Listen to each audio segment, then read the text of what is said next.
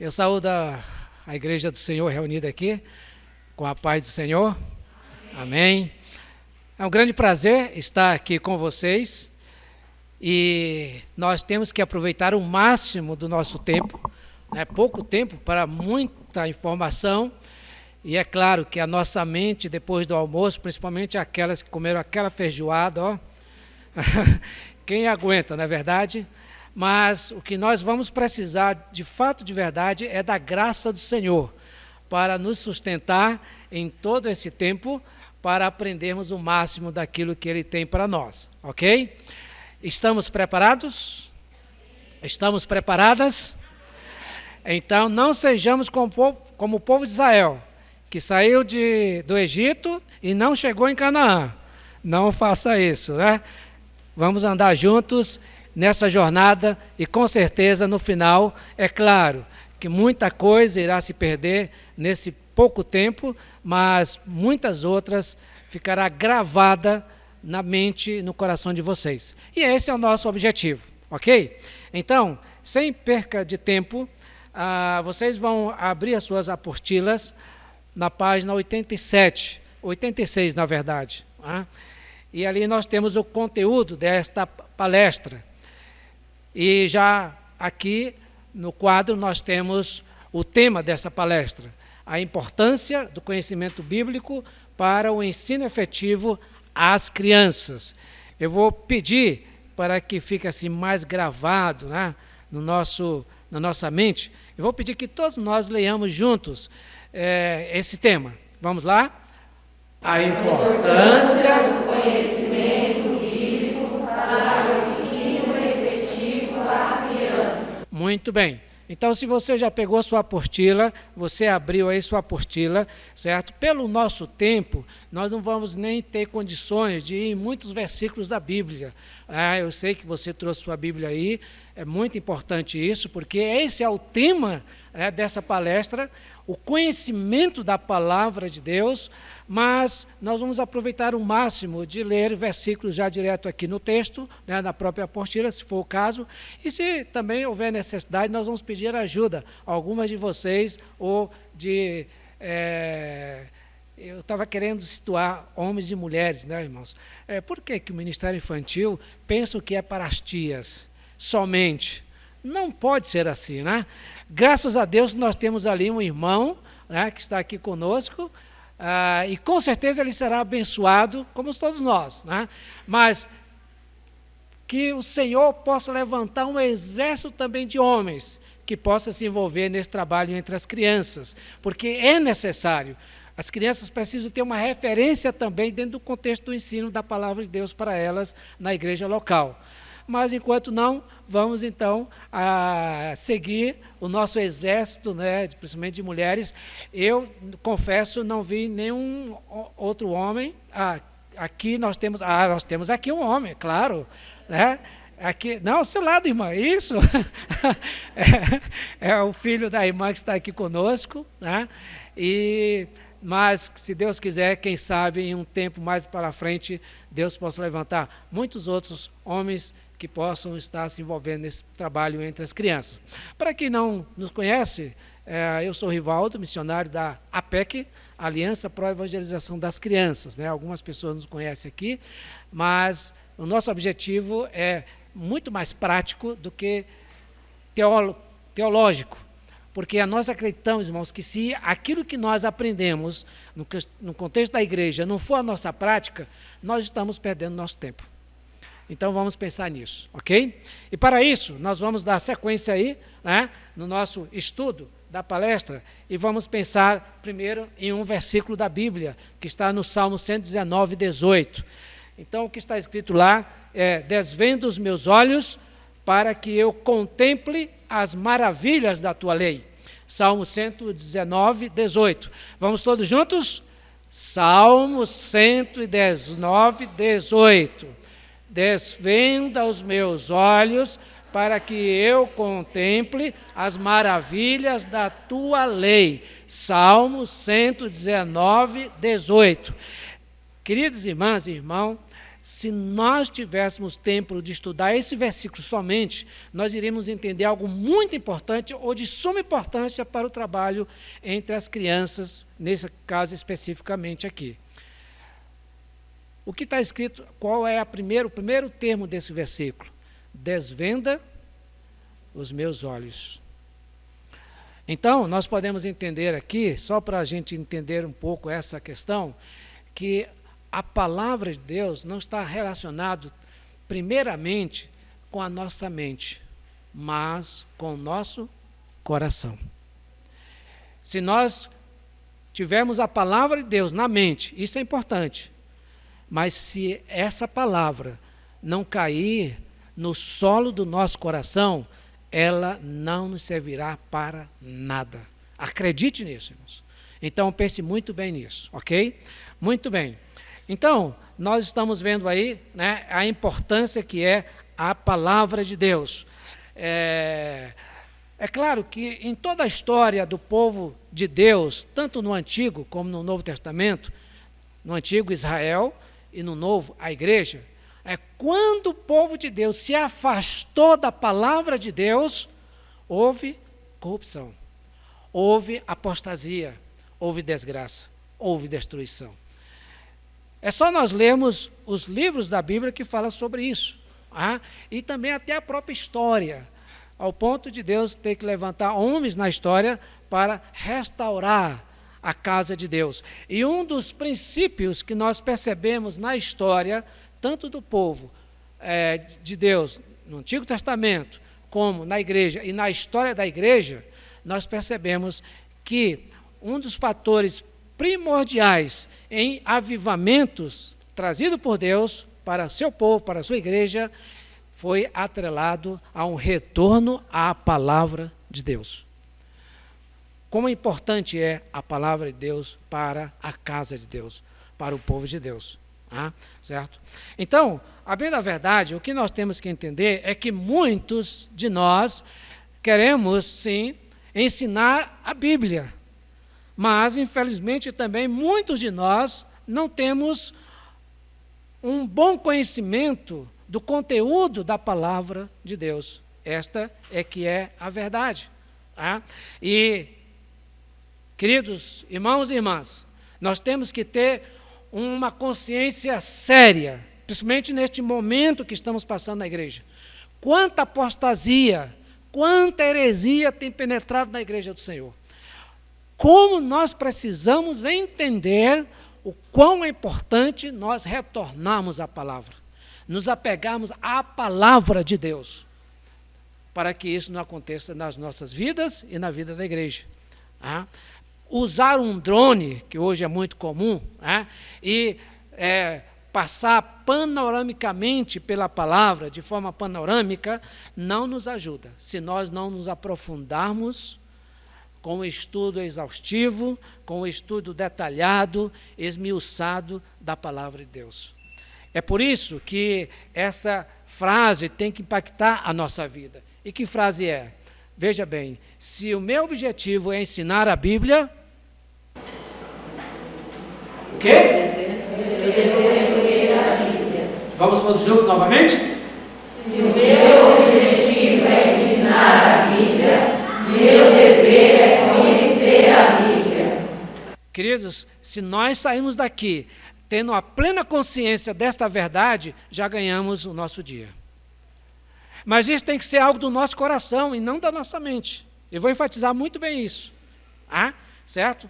Nós temos que pedir graça ao Senhor para que Ele possa resgatar isso na vida da igreja, e não somente na vida da igreja, mas na vida de cada membro do povo de Deus, e principalmente daqueles que querem ensinar a palavra de Deus. Vocês estão entendendo? Estão comigo aqui? Se o meu objetivo é ensinar a Bíblia, o meu dever é conhecer a Bíblia. Olha o que está escrito ali no Salmo 119, 97. Quanto amo a tua lei, é a minha meditação todo o dia. Eu não quero ser negativo, irmãos, nesses aspectos da nossa responsabilidade como professores de crianças, mas é um pesar o que nós encontramos na vida daqueles irmãos e irmãs que têm a responsabilidade de ensinar a Bíblia às crianças, e não somente às crianças, ao povo de Deus. A Bíblia não faz parte da vida dessas pessoas.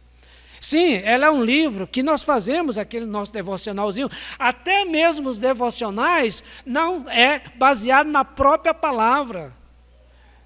Eu não estou condenando nada, irmãos, mas é um risco quando nós esquecemos a palavra, a própria palavra, e começamos a nos apegar nesses livrinhos de pão diário. Vocês estão entendendo? Porque com o nosso Deus, você já pensou se seu filho começasse a falar para você a mesma frase todo dia e durante o dia todo? Seria uma incoerência, não é verdade? Porque, irmãos, o nosso Deus é um Deus pessoal. Ele quer ouvir dos seus lábios o que você quer falar para Ele. Agora, se você usa aquele diário, aquele devocional, que todo mundo vai ler, é uma coisa repetitiva.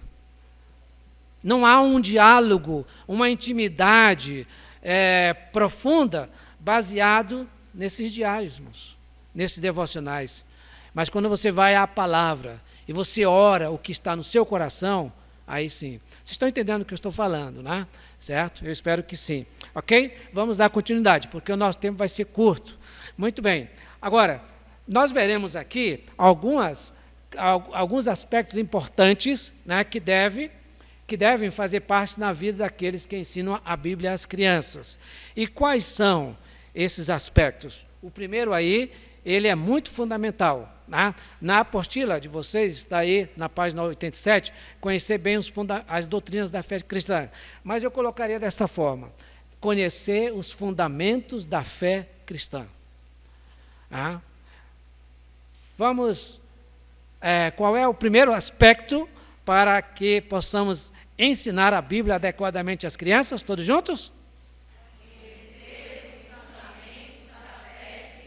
Eu só queria chamar a atenção para a parte final do versículo, lá de Atos 20 e 27, e no caso é o versículo 27, quando Paulo chamou os presbíteros de Éfeso, ele estava em Mileto, e ali ele falou as últimas palavras para aquele grupo dos presbíteros, né? E no final ele falou isso: porque jamais deixei de vos anunciar todo o desígnio de Deus, isto é, todo o plano, toda a intenção do coração de Deus para a igreja do Senhor lá em Éfeso. Essa é a nossa responsabilidade, irmãos. Nós temos que ensinar todo o desígnio de Deus. O que Deus quer que as crianças conheçam, nós iremos fazê-lo na sala de aula. Essa é a perspectiva.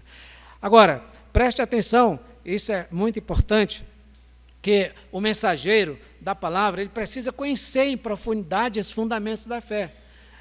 E isso não é coisa, irmãos, que nós podemos relegar àqueles que estão estudando teologia dia a dia, aqueles que vão para os seminários. Não, irmãos, isso é uma coisa que cada um de nós podemos fazer e devemos. Porque você se esforça demasiadamente para ser o melhor funcionário, porque você sabe, tem que dar conta lá naquela sua empresa, não é verdade? Para o seu patrão, senão você vai ser demitido.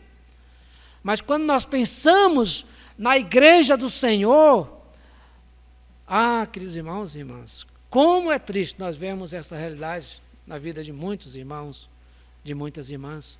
Não há uma preocupação, não há uma consciência clara de que é uma grande responsabilidade sobre os nossos ombros para ensinar a palavra de Deus. Nós temos que conhecer a palavra de Deus.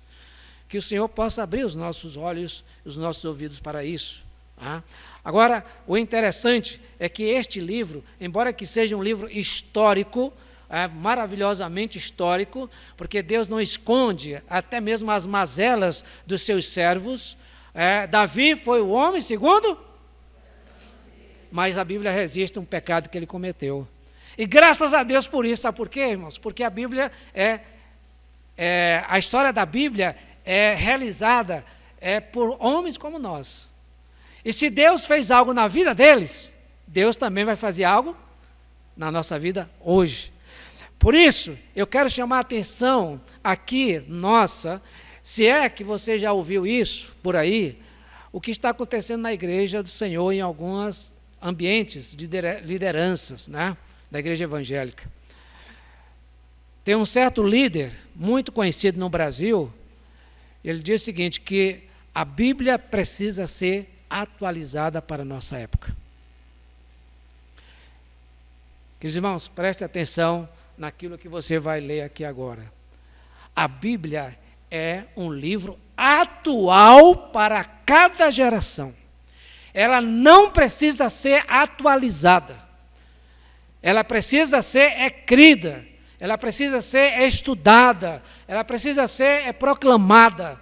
Por quê? Porque a Bíblia, a palavra de Deus é um livro eterno. Ele não muda, ela não muda com o tempo. Nem nós mudamos. Sabe quando foi cometido o primeiro homicídio na história da humanidade? Foi ontem. A gente se assusta, irmãos, sem necessidade. O primeiro homicídio foi cometido quando existia apenas 4 pessoas neste mundo. E foi por um irmão, vocês lembram? Quem foi? Caim. Caim matou Abel. Ou foi Abel que matou Caim? Quem é desse lado? Quem é... Estou de olho, estou vendo aí. Será que vocês estão meio atentos, né? Você percebe, irmãos, que a maldade do coração do homem sempre foi o mesmo. Nós não estamos vivendo tempos difíceis, não. Nós estamos vivendo o nosso tempo difícil, a nossa geração. Mas a Bíblia é um livro atual para cada geração.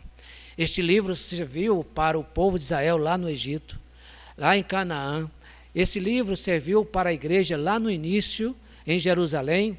Esse livro serviu para a igreja na época de Charles Spurgeon. Esse livro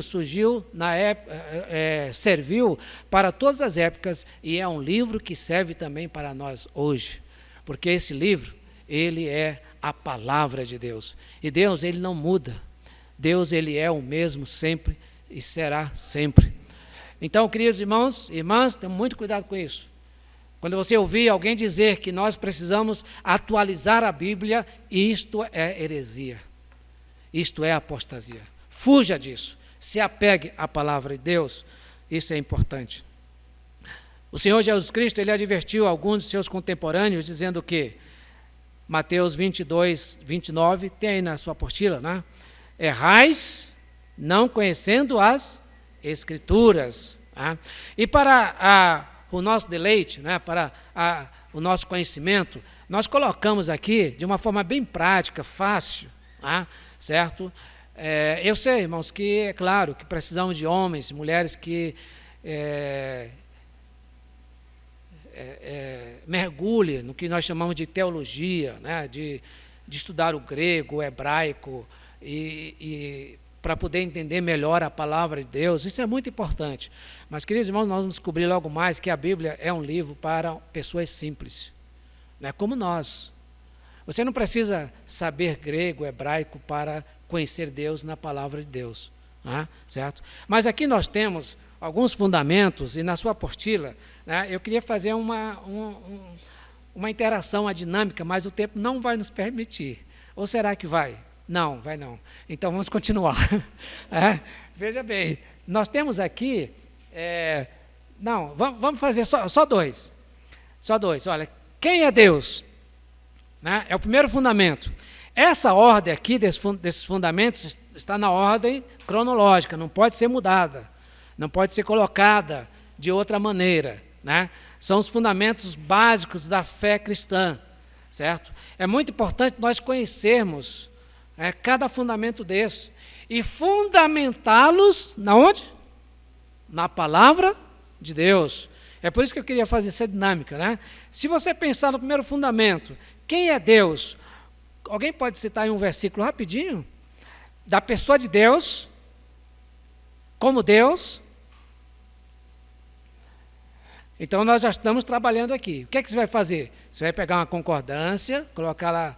Você pode usar a internet, né? Hoje em dia o Google você usa lá, né? Tem tantos aplicativos a respeito disso.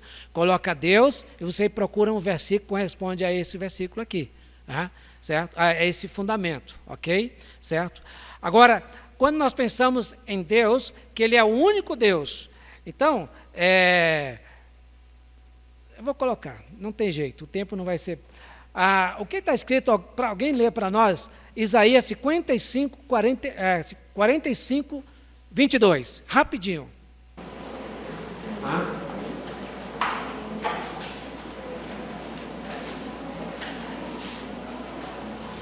Isaías 45, 22.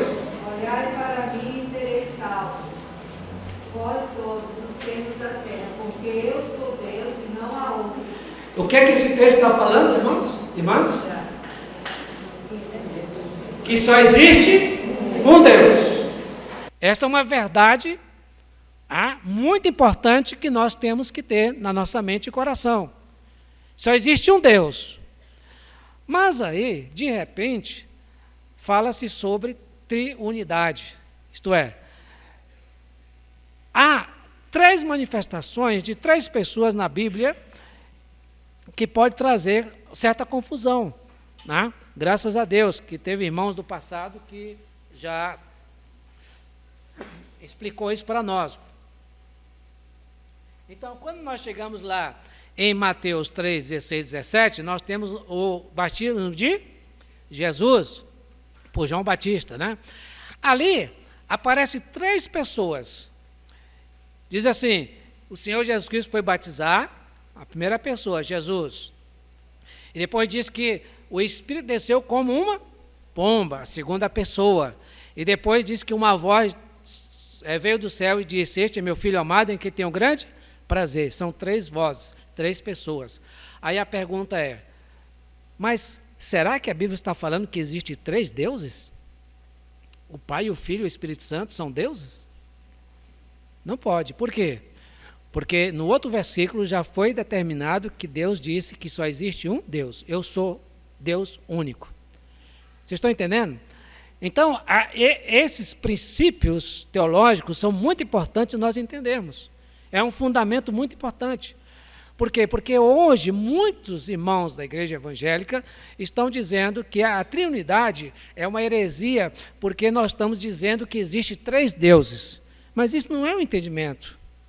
Você nem precisa usar a palavra trindade, porque mesmo essa palavra não existe na palavra de Deus. Você só precisa ir no texto da Bíblia. Então, o que é que um texto está dizendo? Que só existe um Deus. E o outro texto está dizendo que esse Deus está se manifestando em 3 pessoas. Ali são pessoas e não deuses. Vocês estão entendendo?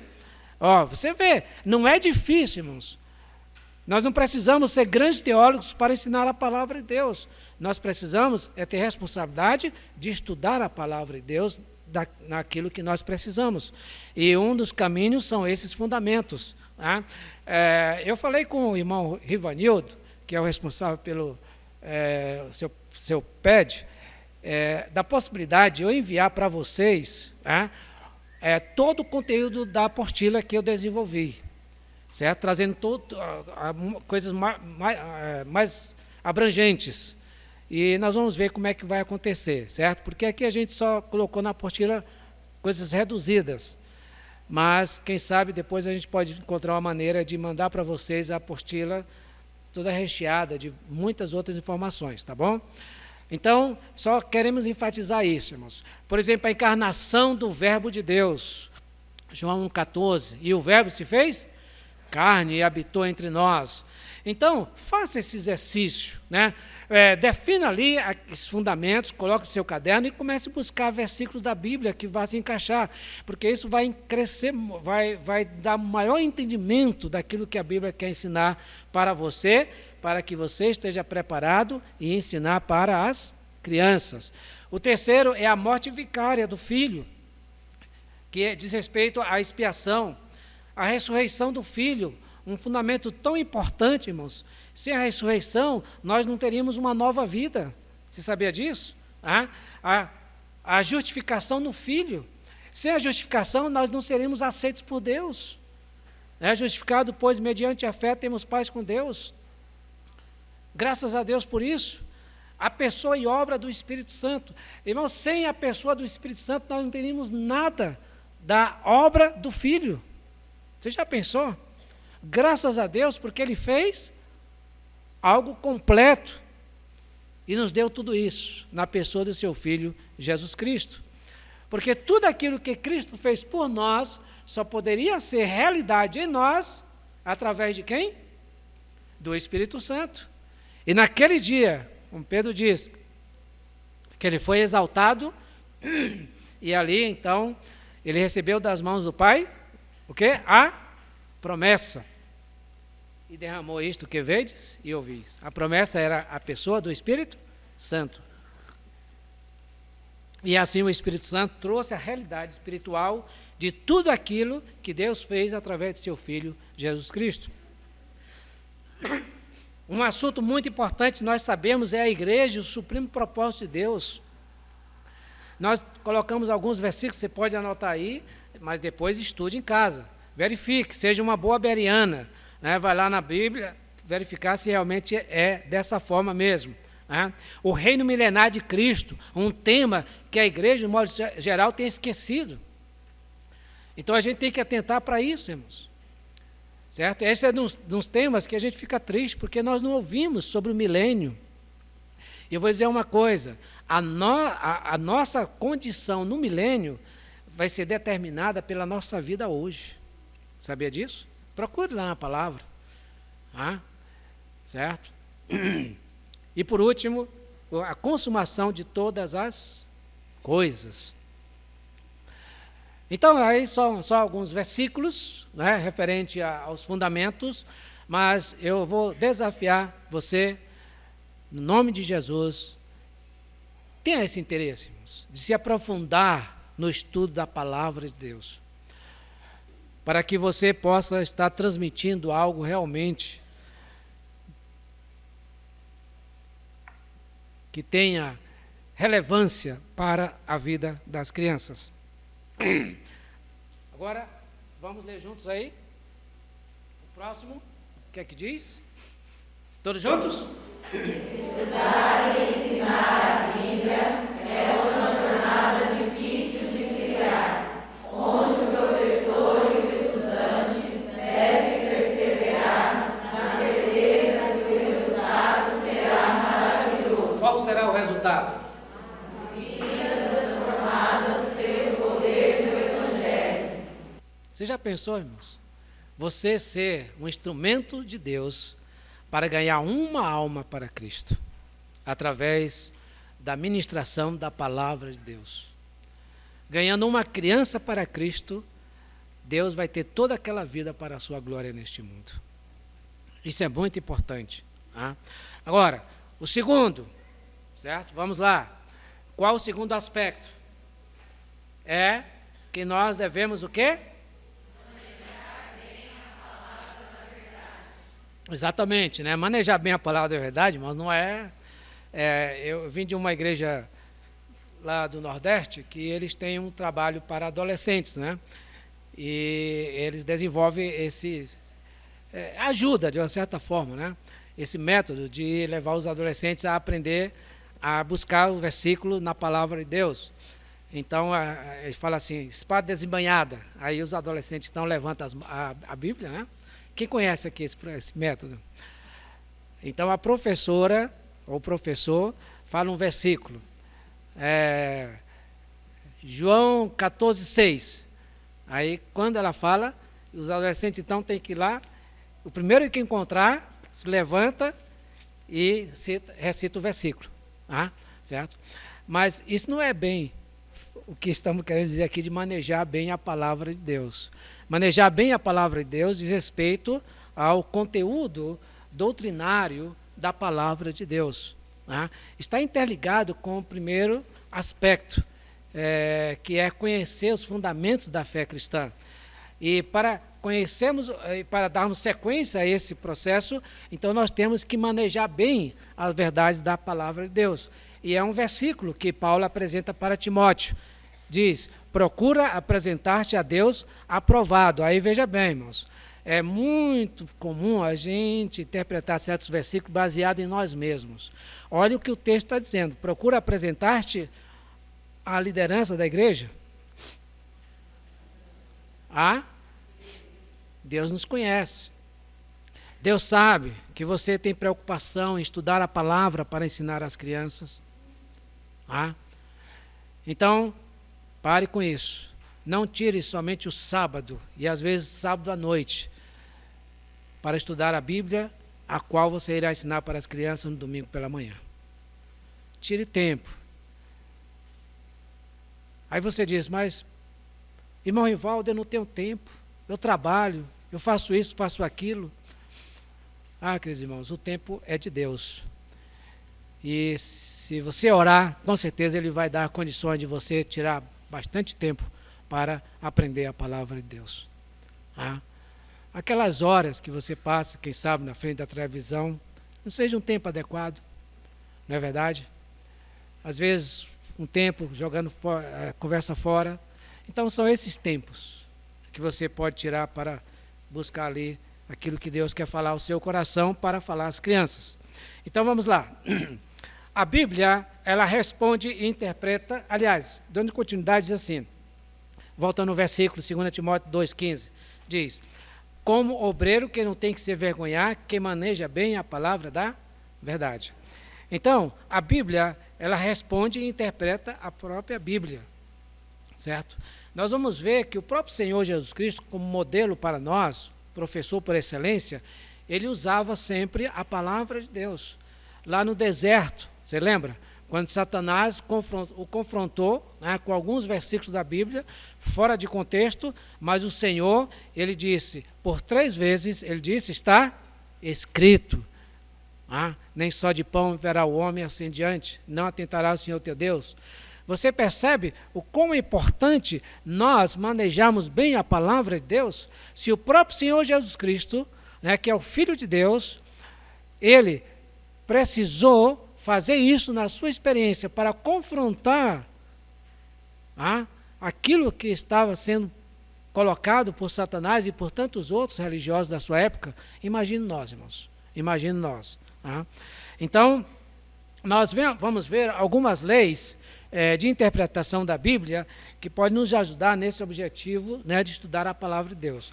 É claro que aqui nós vamos só colocar algumas, existem outras, e nós vamos só falar de uma maneira bem assim por alto, né, só para vocês entenderem o quão é importante nós nos preocuparmos nessa responsabilidade que temos de estudarmos de uma maneira mais profunda a palavra de Deus.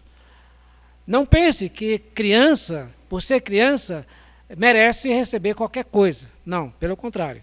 Nós temos sim que ter grande responsabilidade. Sabe por quê? Porque os fundamentos da vida de uma pessoa, ela é colocada naquela vida, principalmente quando elas são crianças, quando ela é criança.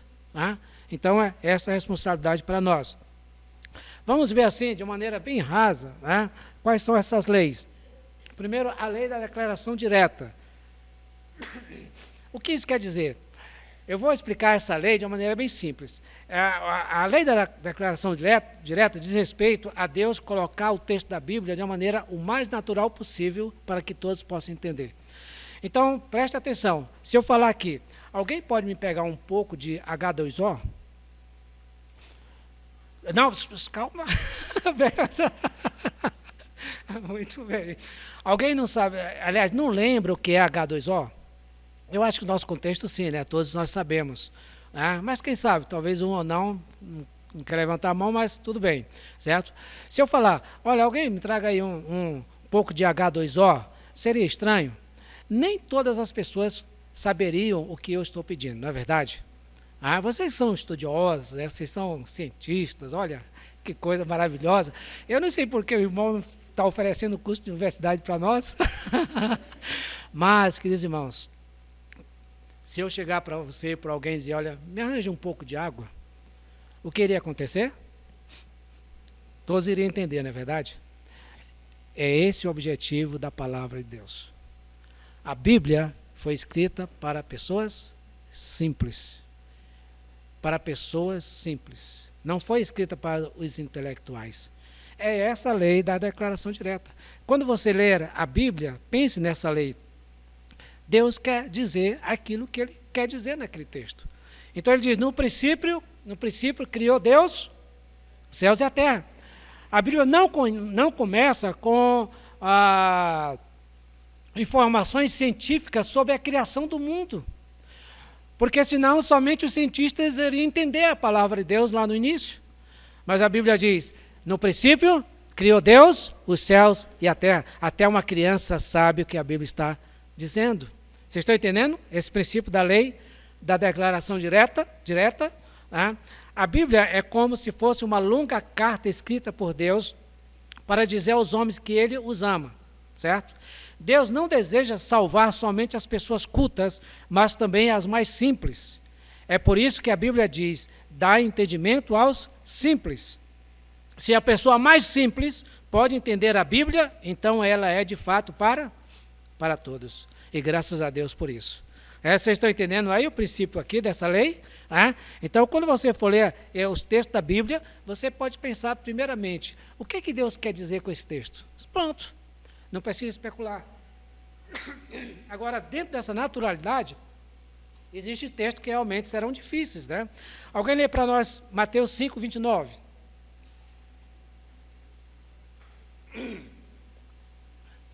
Mateus 5, 29.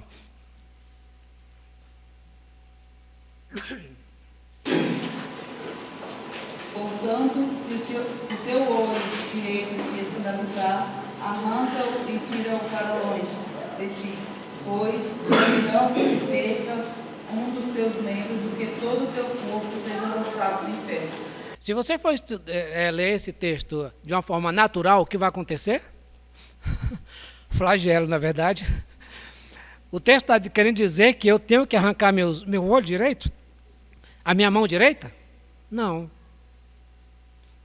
Então você percebe aí o que é a lei, né, da declaração direta.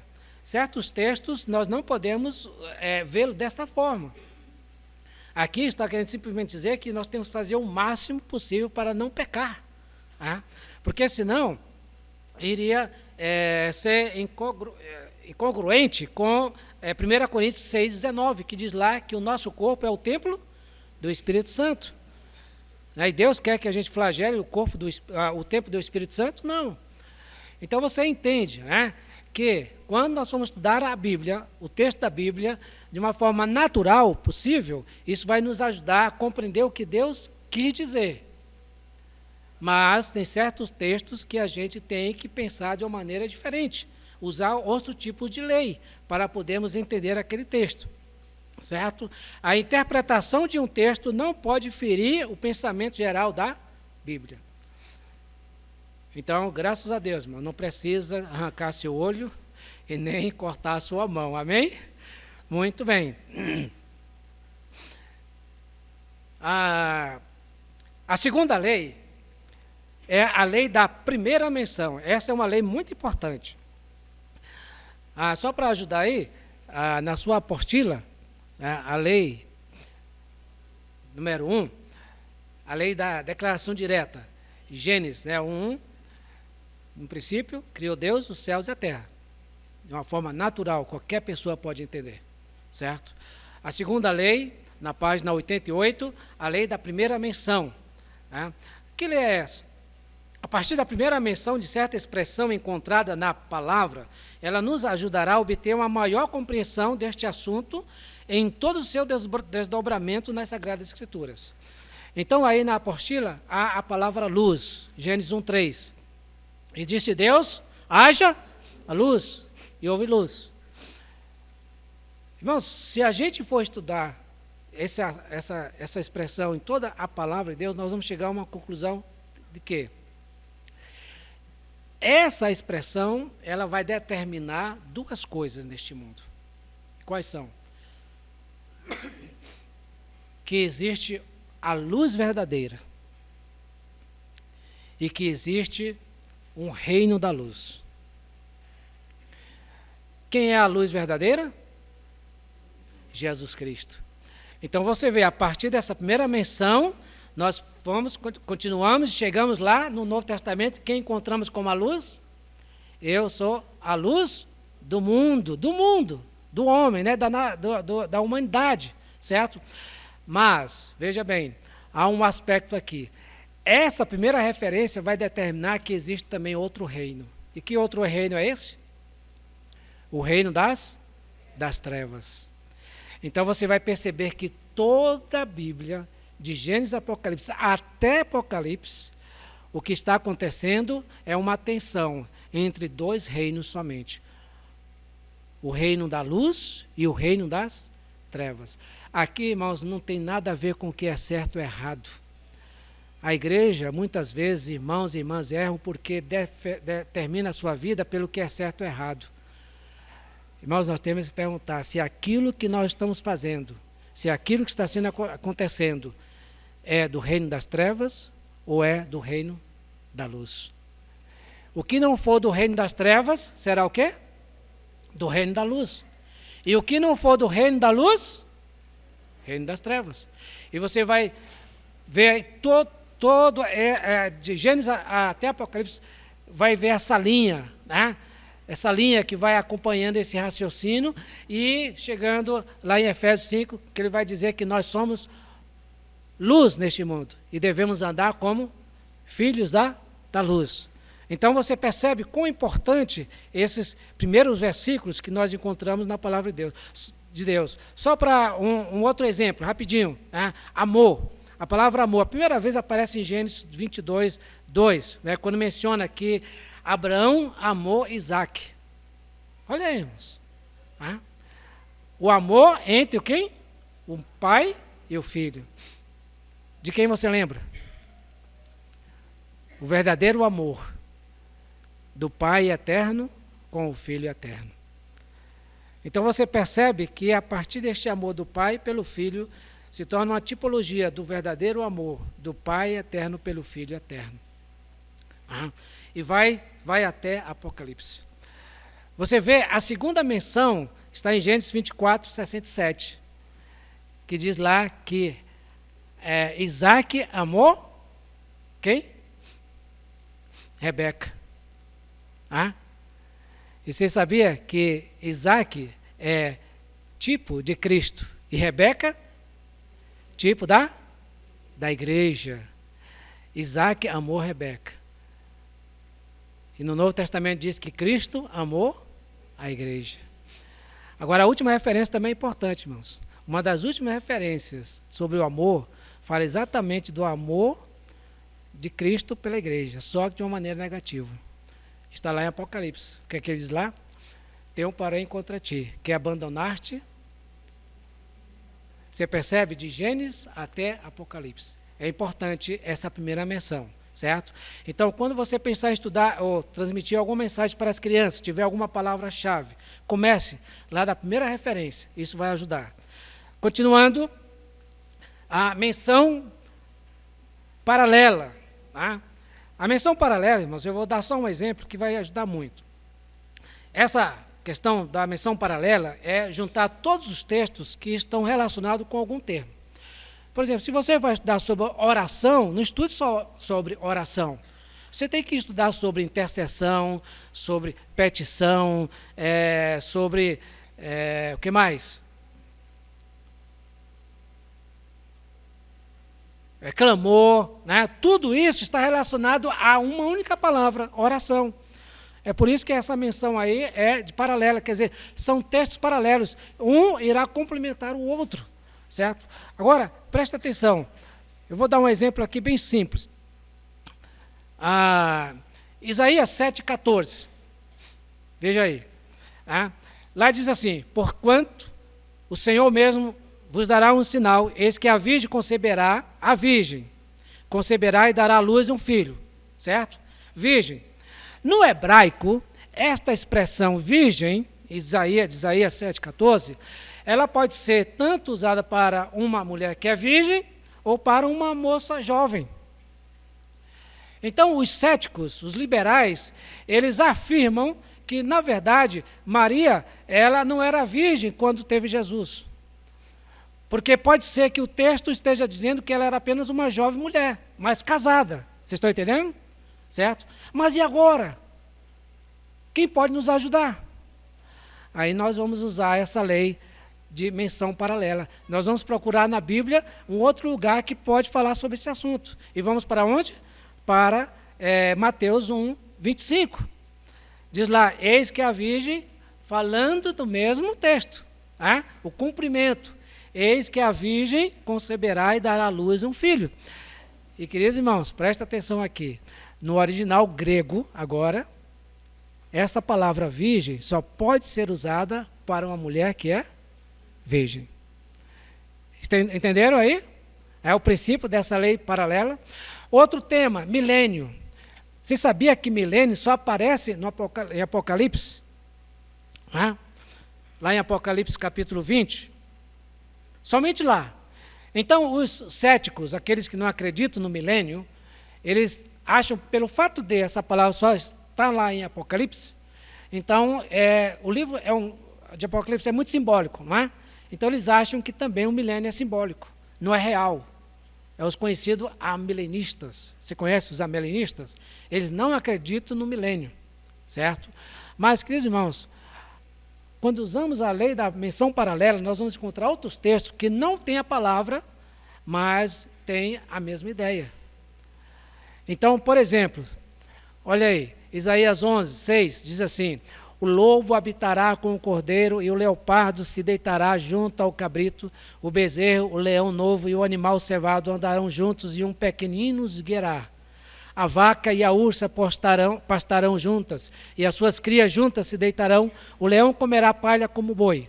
A criança de peito brincará sobre a toca da áspide, e o já desmamado meterá a mão na cova do basilisco. Não se fará mal nem dano algum em todo o meu santo monte, porque a terra se encherá do conhecimento do Senhor, como as águas cobrem o mar. Naquele dia correrão as nações, a raiz de Jessé, que está posta por estandarte dos povos, a glória lhe será a morada. Queridos irmãos, nós nunca na história da humanidade tivemos um tempo como esse. Mas a Bíblia diz quando isso acontecerá? No milênio. Isto é, se você acredita bem no milênio. Certo? Então, essa lei da menção paralela nos ajuda a pensar que alguns textos podem ser complicados quando nós estamos estudando, mas em outras partes da Bíblia a gente pode ter uma resposta para essa dificuldade, certo? Vamos, para finalizar, esse aí, Lucas 14, 26. Lá diz assim, quem lê para nós? Lucas, bem rapidinho, 14, 26. Só para você entender melhor.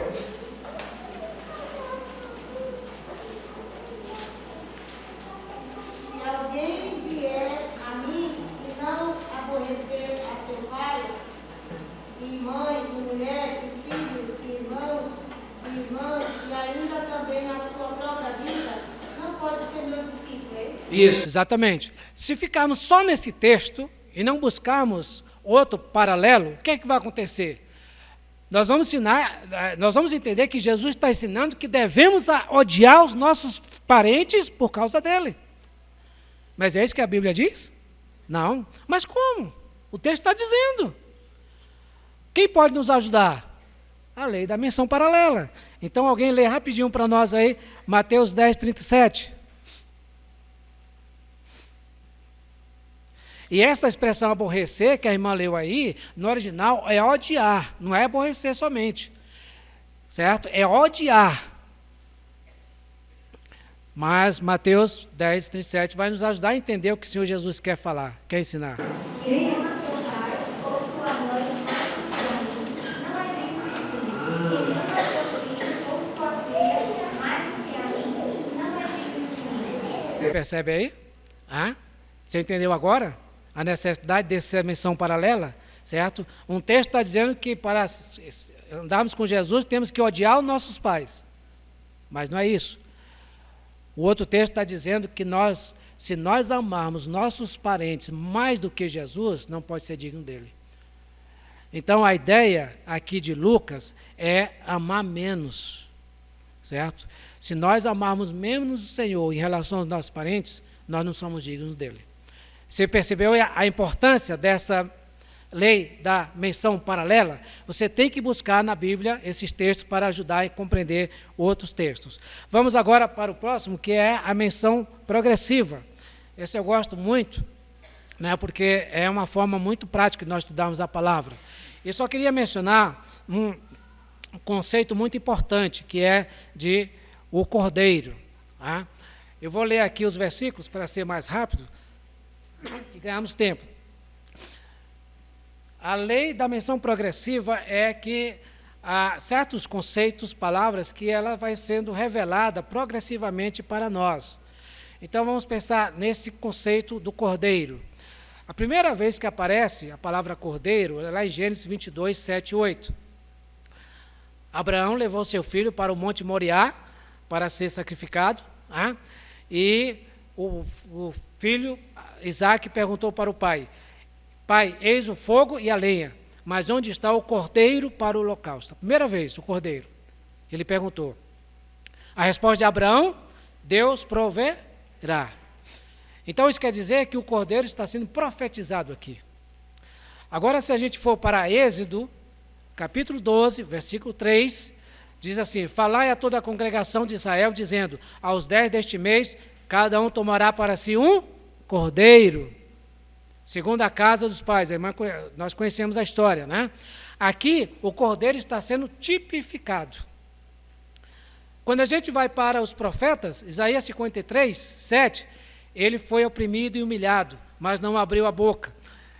Como cordeiro, aí já está diferente, né? Como cordeiro foi levado ao matadouro. O cordeiro aqui está sendo personificado. Está falando de uma pessoa. Agora, quando nós vamos para o Evangelhos, então uma pergunta. Quem responde a pergunta feita por Isaque para Abraão? A pergunta de Isaque foi: Pai, onde está o cordeiro? Quem responde?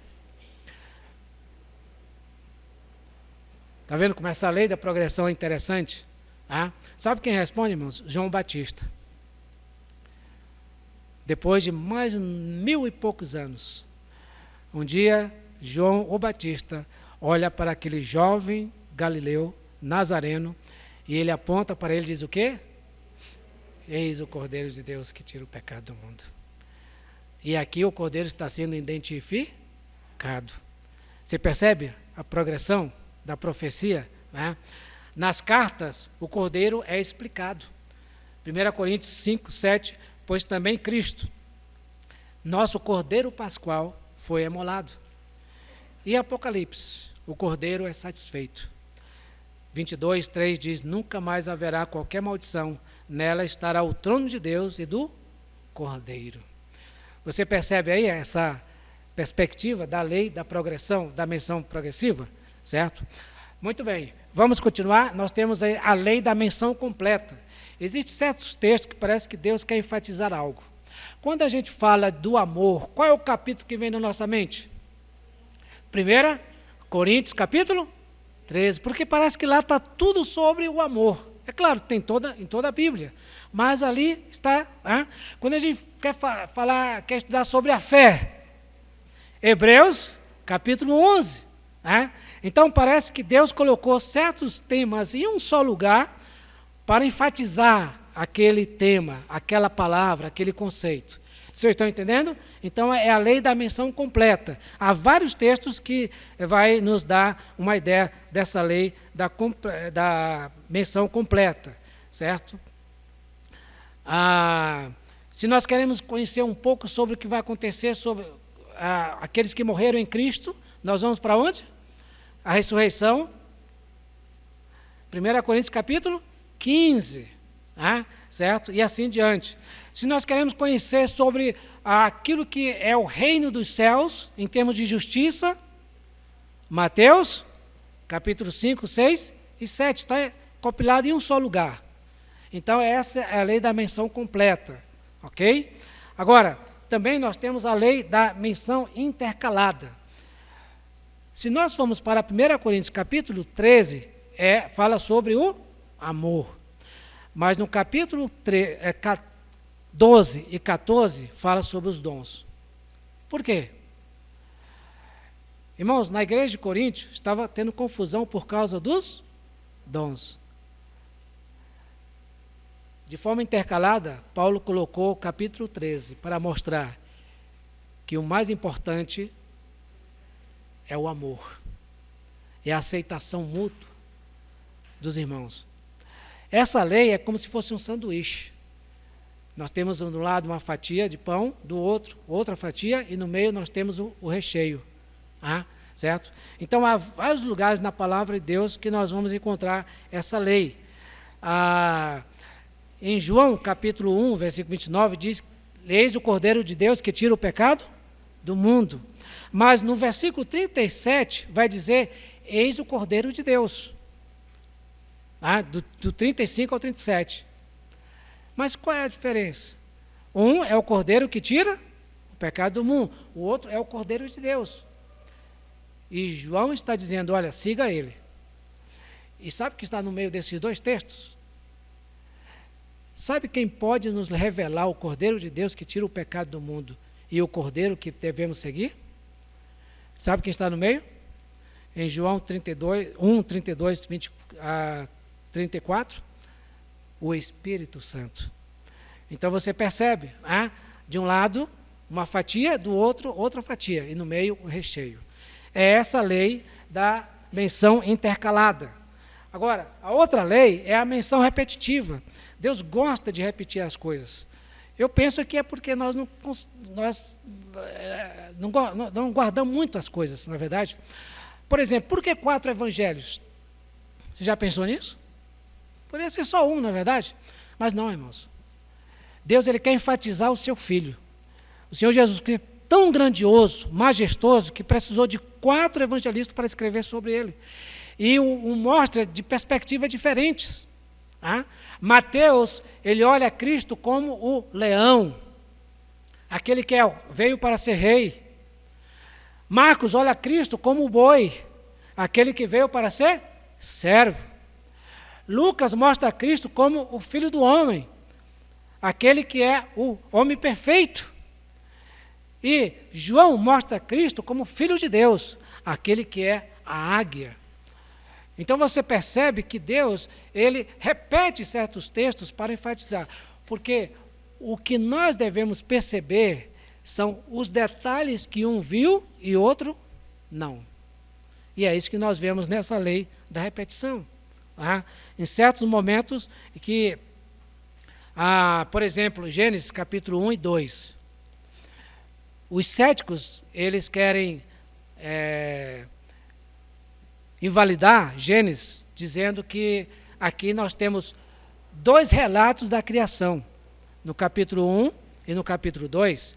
Então é sinal de que o Gênesis não foi escrito por somente um homem, no caso Moisés, mas por vários autores. Mas, queridos irmãos, o que ele não sabe é que Deus, ele é tão maravilhoso que nessa perspectiva da repetição, no capítulo 1, ele mostra a natureza e menciona o homem. Mas no capítulo 2, ele enfatiza o homem. Você percebe isso? Porque Deus, ele é completo em si, mas nós precisamos de detalhes que irão nos ajudar a compreender o que Deus quer nos revelar, certo? Então, vamos dar sequência. Ficamos aí na lei da menção repetitiva, certo? E, por último, a lei da discriminação. Essa lei também é muito importante, irmão. Sabe por quê? Vamos para João 17, rapidinho. Nós temos aí um pouco tempo ainda.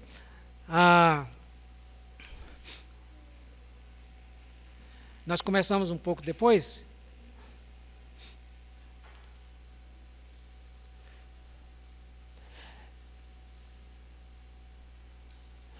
Nós vamos até 15h30, não é verdade, irmão Eduardo?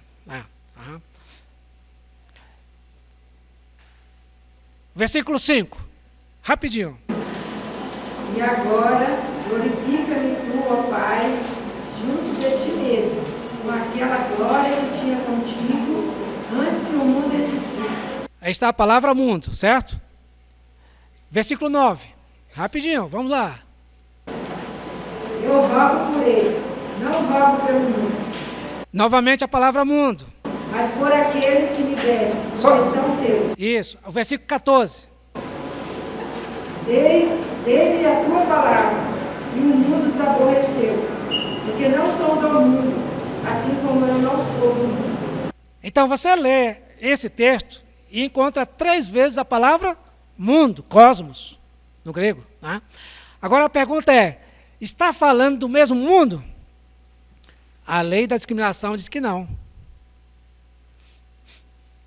Olha o versículo 5, que diz aí.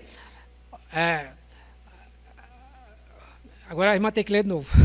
Pode, por gentileza. E agora glorifica-me tu, ó Pai, junto de ti mesmo, com aquela glória que eu tinha contigo, antes que o mundo existisse. Você está falando de que tipo, que mundo está falando aqui? O mundo da criação, irmãos. Antes de ser criado o mundo, o Senhor Jesus já existia na sua glória junto com Deus. Agora vamos para o 9. Qual é o mundo aqui? Vou ler novamente. Eu rogo por eles, não rogo pelo mundo, mas por aqueles que me deste, porque são teus. Então, não rogo pelo mundo. Que mundo é esse? As pessoas, a humanidade. Você percebe a lei da discriminação? E agora o último, versículo 14. Eles a tua palavra, e o mundo os aborreceu, porque não sou do mundo, assim como eu não. Que mundo é esse? É da criação? É da humanidade? Não. Que mundo é esse? O mundo organizado. O mundo que é uma ordem. E este mundo é organizado por quem? Por Satanás. Então você percebe que em um só capítulo apareceu 3 vezes a palavra mundo. Mas as 3 estão falando de coisas diferentes. Certo? Então vamos lá, João 1,12 diz assim, mas a todos quanto receberam Deus o poder de ser feitos filhos de Deus. Não, vamos pensar aqui de outra forma. Lá em Marcos, rapidinho, Marcos capítulo 9.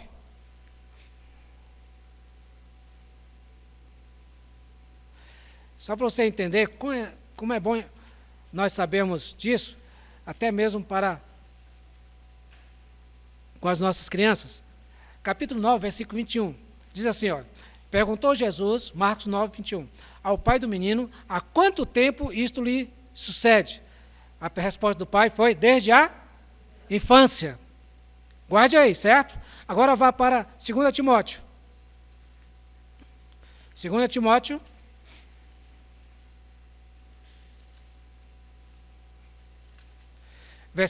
capítulo 3, versículo 15. E diz assim, 2 Timóteo, e que desde a infância, sabes as sagradas leis. Sabe o que esta lei da discriminação vai nos ajudar? Ver a diferença de um para com o outro. Aqui em Timóteo, a expressão no grego é brefos. Lá em Marcos, a expressão no grego é paidiotem. Mas para o nosso português, infância. Paidiotem só aparece uma vez na Bíblia. E sabe onde? Aqui. Desde a infância, paidiotem diz respeito a um menino. Não um bebê, mas a um menino, a um garoto. Quando Satanás começou a peneirar a vida daquele rapaz, desde quando ele era menino, garoto. Mas, queridos irmãos, quando a avó e a mãe de Timóteo começou a ensinar a palavra de Deus para ele, brefos, porque brefos aparece aqui em Timóteo, quer dizer bebezinho, um recém-nascido. A mesma expressão que vai aparecer em Lucas capítulo 2, quando fala de Jesus, quando ele está lá em Belém, quando ele nasceu.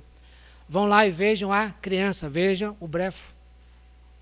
Este é o menino que está no berço. Você percebe a lei da discriminação? É claro que você pode pensar, mas professor, essas coisas são muito difíceis. Não é, irmãos. O que nós podemos dizer é que há uma necessidade de nós nos aprofundarmos. Se nós quisermos ensinar a palavra de Deus, nós temos que correr atrás. Certo? E quando você vai desenvolvendo isso, você vai se acostumando e vai entendendo. Pelo menos você tem uma ideia geral, né, por alto, que nós estamos dando aqui. Mas é importante a gente, pelo menos, ter a consciência da nossa responsabilidade de conhecer de fato a palavra de Deus. Certo? Agora, nós vamos dar sequência, porque eu queria ajudar você em qual sentido? Se você tiver interesse, né, você pode anotar esse livro. É só colocar aí a editora Tesouro Aberto. O livro é Dai-me Entendimento. Ele é bem simples, fininho. Ele traz todas estas leis, mais algumas. Aí, se você quiser se aprofundar, você pode estar adquirindo, né, esse livro. Você pode até estar adquirindo ele em e-book, e-book, certo? Pela Amazon, bem baratinho. Ou você pode estar adquirindo ele de forma física, tá bom? Dai-me Entendimento. É do irmão Christian Chen, da editora Tesouro Aberto. Aí, se você quiser, pode se aprofundar, irá ajudar muito você, se quiser se aprofundar no estudo da palavra, para ter profundidade na apresentação da palavra às crianças, certo? Veja bem, irmãos, eu não estou trazendo aqui uma sopinha para nós, não, porque eu entendo que vocês têm essa capacidade. É coisa séria. A palavra de Deus é a coisa mais séria no que diz respeito ao ensino no contexto da igreja, certo? Então vamos lá. Lembre-se sempre, a Bíblia é um livro que não tem contradição e sim complementação, certo? Está aí na apostila. A Bíblia é um livro que não tem contradição, mas complementação. Bem, o terceiro é a leitura constante da palavra de Deus. Eu quero só enfatizar esse terceiro aspecto com o versículo de Esdras. Olha aí. Diz assim, Esdras 7:10. Porque Esdras tinha disposto o coração para buscar a lei do Senhor e para cumprir e para ensinar a Israel os seus estatutos e os seus juízos. Sabe o que tem sido feito para aqueles que têm ensinado as crianças, irmãos? É o seguinte, veja bem, preste atenção comigo aqui, ande comigo. Porque, se coloque aí nessa situação, porque fulano de tal tinha disposto a mente, e não o coração, a mente, para compreender a lei do Senhor. Aí ele dá um pulo, e para ensinar a Israel. Pode ser assim, irmãos? Há um testemunho da nossa parte quando nós estamos preocupados só em aprender conceitos da Bíblia que não tem nada a ver com a nossa realidade de vida? Perceba isso. Ele buscou primeiramente, dispôs seu coração para buscar a lei do Senhor, para cumprir a lei, para ser uma realidade na sua vida. E aqui eu chamo a atenção de que, para a história do irmão George Miller, que vocês conhecem muito bem, e veja o que ele diz. O vigor da nossa vida espiritual está na proporção exata do lugar que a Bíblia ocupa em nossa vida e em nossos pensamentos. Faço esta declaração solenemente baseada na experiência de 54 anos. George Miller ele leu a Bíblia 200 vezes. E dentre essas 200 leituras, ele fez 100 leituras de joelhos. Então, ele é um testemunho, realmente, Deus usou grandemente esse irmão no ministério na igreja. Agora, eu vou passar, só para a gente ganhar tempo, veja bem, antes de querer ser um mensageiro da palavra, primeiro preciso ser um homem, uma mulher da palavra, certo? Vamos continuar o quarto, discernindo o dom de ensino. Então, você está aí na página 90. Em 5 minutos a gente vai fazer tudo o que precisamos nessa palestra, certo? O mais importante, nós sabemos, é o seguinte. Eu vou colocar aqui, olha o que está escrito aqui. O que deve determinar a minha funcionalidade na igreja não deve ser a minha capacidade intelectual, e sim a minha estatura espiritual. Não pense pelo fato de você ter feito um curso de magistério, você é a pessoa qualificada para ensinar as crianças na igreja do Senhor. O que nós precisamos é de homens e mulheres espirituais. Porque as coisas de Deus se discernem espiritualmente. Então, uma coisa que me deixa triste no que diz respeito ao ministério infantil é que hoje nós estamos determinando que o professor ou a professora das crianças são aquelas que tiveram um curso de pedagogia, mas não tem vida com Deus. Isso é muito sério, irmãos. Nós podemos fazer muita coisa para Deus, mas cuidado para que essas coisas não sejam madeira, palha e feno, que um dia será queimado pelo fogo no tribunal de Cristo. Era esse ponto que eu queria frisar neste. Vamos seguir aqui.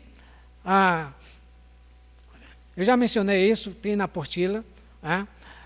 Ser dependente do Espírito Santo. Queridos irmãos, isso é muito importante. 1 Coríntios 2:13 diz assim: disto também falamos, não em palavras ensinadas pela sabedoria humana, mas ensinadas pelo Espírito, conferindo coisas espirituais com espirituais. Eu desafio você a chegar em casa, se você quiser pensar nessa perspectiva de ser apenas um instrumento das mãos do Espírito Santo para ensinar as crianças, estude 1 Coríntios capítulo 2, você vai ver lá. Paulo ele tinha muita capacidade intelectual, mas ele nunca usou esta capacidade na igreja do Senhor. Porque ele sabia que a sabedoria humana não ajuda ninguém nas coisas espirituais. Mas ele se tornou um homem dependente do Espírito Santo. E o Espírito Santo, usando a boca de Paulo, iria ministrar a vida daquelas pessoas. Então isso é muito importante, irmãos. Vamos dar sequência também. O quinto... outro ponto aqui importante, olha, presta atenção nessa premissa aqui. É mais necessário conhecer o Deus da Bíblia do que conhecer o grego do texto da Bíblia. Irmãos, como nós precisamos de homens e mulheres que andam com Deus. Homens e mulheres que são santos, que são piedosos neste mundo. Irmão, nós estamos cheios de teólogos dentro da igreja. Homens e mulheres que conhecem muito bem a Bíblia, mas não conhecem o Deus da Bíblia. Precisamos pedir graça ao Senhor, nos arrependermos e dizer: Senhor, eis-me aqui, Senhor, eu não sou nada, eu não tenho nada para te oferecer. Mas o Senhor Jesus é tudo, e Ele fez tudo por mim, e eu posso receber de Ti aquilo que Tu tens para mim. Então, irmãos, essa é uma verdade muito importante. Nós não precisamos conhecer grego.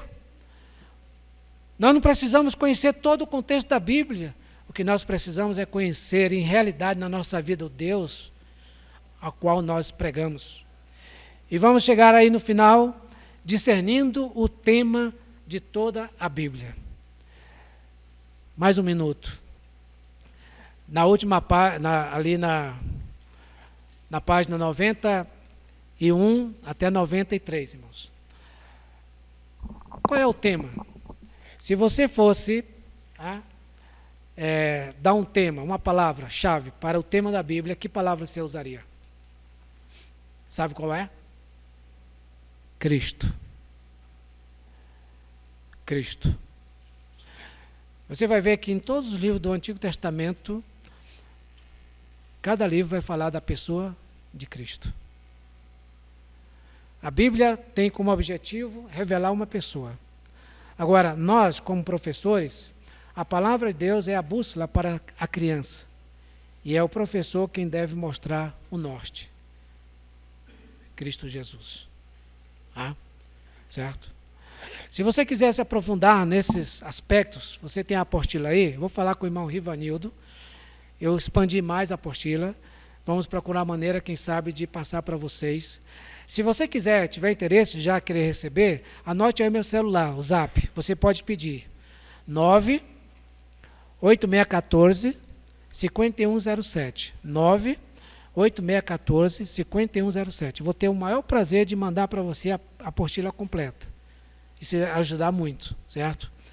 Agora, se você quiser se aprofundar naquilo que nós estamos transmitindo, para ter um maior conhecimento da palavra, no aspecto de ensinar para as crianças, nós temos esse livro aqui, O Supremo Propósito, do irmão Devin Frank, editora Tesouro Aberto.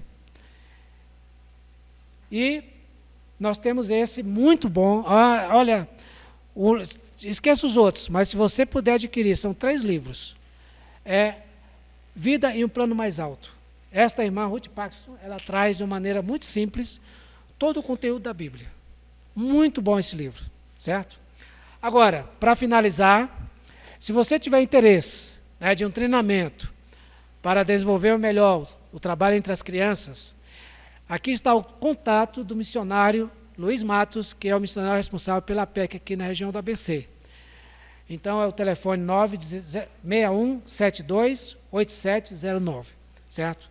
Irmãos, eu tinha consciência de que o assunto realmente era vasto para 1 hora somente de palestra. Mas eu espero que aquelas ênfases que foi dada possa ir junto com você. E não somente na sua mente, mas que chegue ao seu coração. E com certeza Deus irá lhe abençoar. E o ministério entre as crianças será muito mais frutífero. Vamos curvar nossas cabeças, vamos orar. E eu passo a palavra ao irmão Eduardo. Vamos orar. Pai, nós agradecemos por esse tempo que nós passamos juntos.